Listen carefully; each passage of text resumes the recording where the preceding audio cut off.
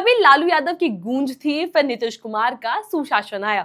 कभी जंगल राज का डर था, फिर विकास का नारा चला और अब 2025 की शुरुआत से बिहार की सियासत गर्म हो गई है। बिहार में विधानसभा चुनाव करीब है। 22 नवंबर को वर्तमान विधानसभा का कार्यकाल खत्म हो रहा है और इससे पहले चुनावी बिगुल बज चुका है। हर गली, हर नुक्कड़ और हर चाय की दुकान पर यही चर्चा है। इस बार कौन जीतेगा, नीतीश रहेंगे या तेजस्वी आएंगे? इसी बीच सामने आए हैं एक ताजा ओपिनियन पोल, जिसमें वोट परसेंटेज से लेकर सीटों की संख्या और सबसे पसंदीदा नेता तक सब कुछ बताया गया है।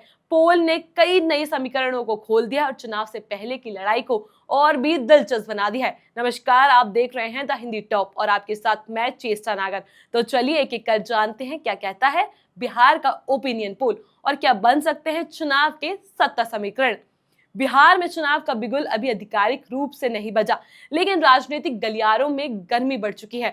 हर दल अपनी रणनीति बनाने में जुटा हुआ है। इस बार मुकाबला सीधा है, इंडिया गठबंधन बनाम एनडीए। और इस लड़ाई में अब सामने आया है पोल ट्रैकर का ओपिनियन पोल, जिसने सबका ध्यान खींच लिया है। इस सर्वे में कई बातें सामने आई है। किसे कितने वोट मिल सकते हैं, कौन बन सकता है मुख्यमंत्री और कौन नेता है लोगों की पहली पसंद। और जो तस्वीर बनकर सामने आई है वो वाकई चौंका देने वाली है। सबसे पहले बात करते हैं वोट परसेंटेज की। इस पोल के मुताबिक इंडिया गठबंधन, जिसमें आरजेडी, कांग्रेस और अन्य सहयोगी दल शामिल है, उन्हें 44% 2% वोट मिलने का अनुमान है।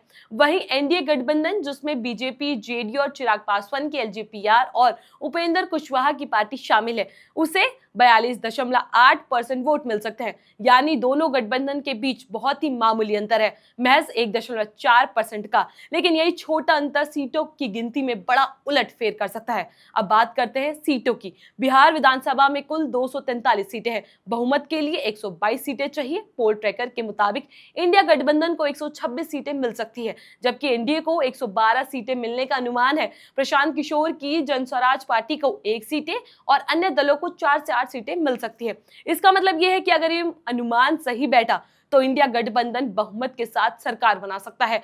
अब अगर पिछले चुनाव की हम तुलना करें तो 2020 में एनडीए ने 125 सीटें जीतकर सरकार बनाई थी। बीजेपी ने 74, जेडीयू ने 43 और बाकी सहयोगी दलों ने मिलकर बहुमत हासिल की थी। आरजेडी उस समय सबसे बड़ी पार्टी बनकर उभरी थी, लेकिन बहुमत से चूक गई। अब नजर डालते हैं अगला मुख्यमंत्री कौन हो सकता है। इस सवाल पर इस पोल में जब लोगों से पूछा गया कि आप किसे बिहार का अगला मुख्यमंत्री बनना देखना चाहते हैं, तो सबसे आगे रहे आरजेडी नेता तेजस्वी यादव। करीब 43% के साथ लोग चाहते हैं कि तेजस्वी मुख्यमंत्री बने। वहीं मौजूदा मुख्यमंत्री नीतीश कुमार को 31% लोगों का समर्थन मिला। प्रशांत किशोर को 9% लोगों ने सीएम के तौर पर पसंद किया। बाकी 17 लोग किसी और चेहरे को मुख्यमंत्री के तौर पर देखना चाहते हैं।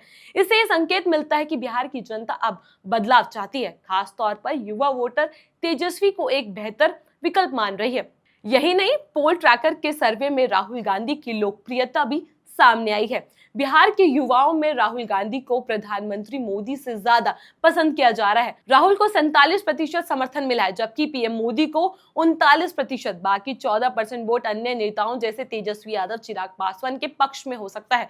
यानी कि बिहार के युवाओं में कांग्रेस और आरजेडी के प्रति झुकाव देखा जा सकता है। अब सवाल यह है कि जनस्वराज पार्टी का क्या?